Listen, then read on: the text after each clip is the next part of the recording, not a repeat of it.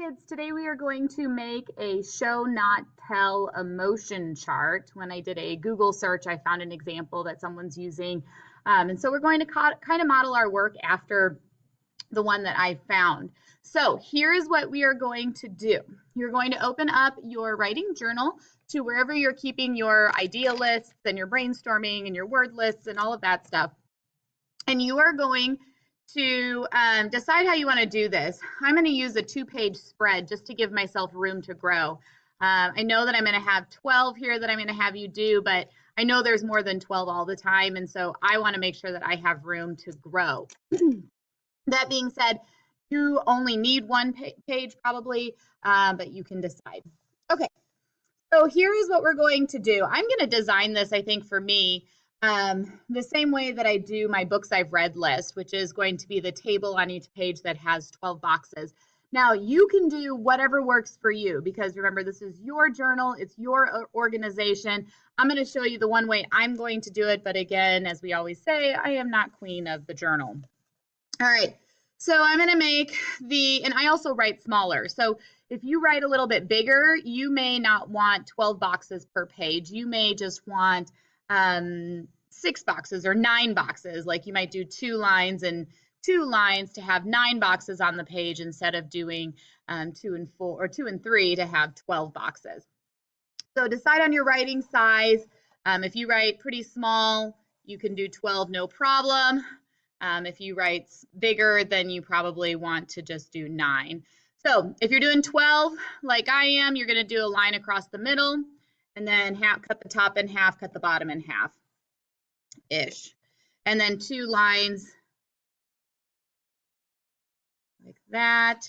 Again, if your handwriting is really big, I would, instead of doing 3 lines across, I would do 2 lines across, 2 lines down to give yourself 9. If you have some other format, come show me because I'd love to see how you're organizing your work.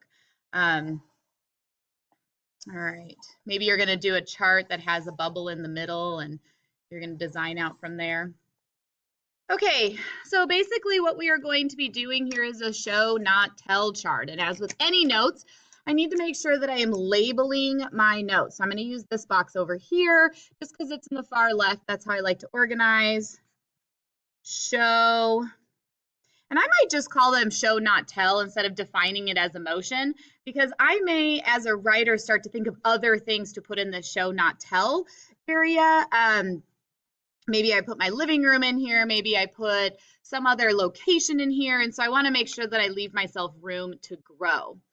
So here is what we're going to be doing. I am going to put different emotions that I found in the chart that I had Google searched. This is not the end all be all. Again, you can always add things on here. You could add people on here. I could put my kids on here.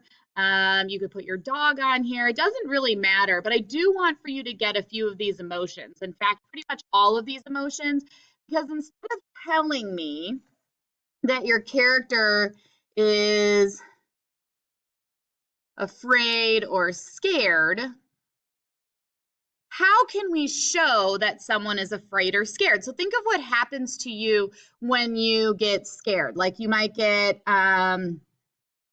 maybe your heart's racing. Or maybe you have sweaty hands. Or maybe you're wringing your hands. To wring your hands is like when you're standing like this, like you're kind of just nervous. Maybe you're shaking. Okay. Maybe I'm gonna put fast thoughts. I feel like if I get too scared, like my brain starts going. So this is what the goal is to try to think of what the next time I'll probably put my title a little bit more at the top if I can, because I think I feel like I ran out of room. But your goal is to figure out how can you explain what it's like to show these emotions instead of just saying, oh, my character is so scared, saying my character crouched or cowered. Maybe cowering is another one, being afraid too, because you don't usually just crouch, you was cowering in the corner. Her heart was racing. Her hands were sweating as she was trying to prevent them from shaking. Now you don't have to say that your character is scared, but you can actually show me what scared looks like for your character. Maybe your character cries when he or she is scared. Maybe your character gets all pumped up. I don't know. It just depends on what you are envisioning for the character you are using. Okay, so let's do nervous next. See, I'm squeezing a little bit more at the top there. All right, so when I'm nervous, it's kind of the same as afraid and scared. I might, I'm gonna put bouncing / tapping. Maybe your legs get going, you're kind of nervous, like your body's like, you know, you get kind of wound up, and so you're starting to feel like that. Butterflies in stomach. Maybe you're fidgeting. I don't even know if that's how you spell fidgeting, but maybe you're fidgeting, like you're playing with your hair, you're playing with your button, you're playing like, I kind of go with my necklace. Things, maybe you talk really fast. So think of things that you do when you're nervous and what can you add into there. Of course, you can steal any or all of these, but I want to make sure that you also have some of your own. All right. So here's what I'm going to do next, and I'm going to give you some different examples on here as well, and please use each other because each other, remember, one brain is definitely not as good as 50 or 100 or 2. So make sure that you are talking with someone to share those thoughts or ideas. I will give you some different emotions to add into the boxes or different things. You don't necessarily have to do all of them, but I would pick those key ones like afraid, nervous, happy, angry, those ones that you see over and over again in different text. And then I'll probably go through and put 1 or 2 different examples to go with each of them, but I want you to add to it. I just want to give you some ways to start your thinking. Okay, so we have, let's do embarrassed.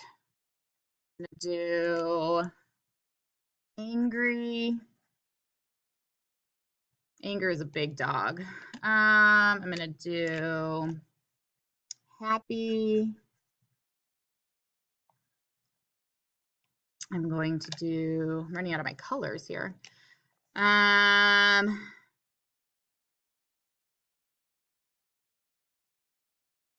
We'll do shocked or like can't believe it. We'll do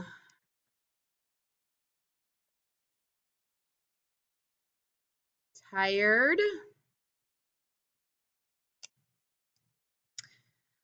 Oh, let's do shy. Let's do sad.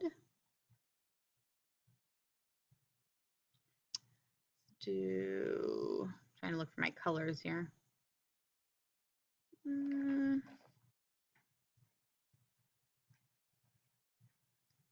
Excited. And then some other ones that you can think about, like, so these ones I would try to get down just because I feel like those are emotions that characters in books feel all the time. If you have one to add, again, please come tell me because you know that I love to increase the idea knowledge that I have, and I have all this room to grow. So I'd really appreciate your help in allowing me to let that grow. That being said, some other ones you may want to put on here might include like being hot. Instead of just saying it was hot outside in your story, how can you show that it's hot? You could do, say, opposite of that would be cold. Maybe you want to do hungry. Maybe you're going to do hangry. I don't really know. So there's all these different ways that you can all these different things that you can put. And remember, you could even put people in here, like how could I show who my kids are rather than just saying my kids do certain things. Maybe you want to do like daring, maybe you want to do brave, maybe you want to do, I don't even know. I can't think of it right now. So again, because I'm just one brain, I am not 2 or 4 or 7 or 100. So I want you to pick at least 12 different ones that you work to describe, like we did for afraid and scared and nervous. We'll do one more just because I feel like these two are very similar. And then I'm going to send you on your way. Let's see. Let's do happy because it's kind of that opposite of everything else. So you talk maybe about smiling. Maybe there's like a skip in your step. Maybe you are giggling. Maybe you're like, you notice good things when you're happy. So try to think of different things, different ways to show happiness, show cold, show tired, show shocked, rather than just telling me that you feel those things. Okay, so get this drawn into your notebook. Again, I'm on a 2-page spread. I did 12 boxes. You may have done 9. It doesn't really matter. You still need 12, and you still need 2 pages. So you'll have at least 18 boxes, and you will do just fine.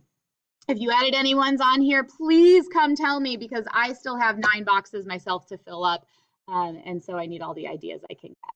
All right, happy describing.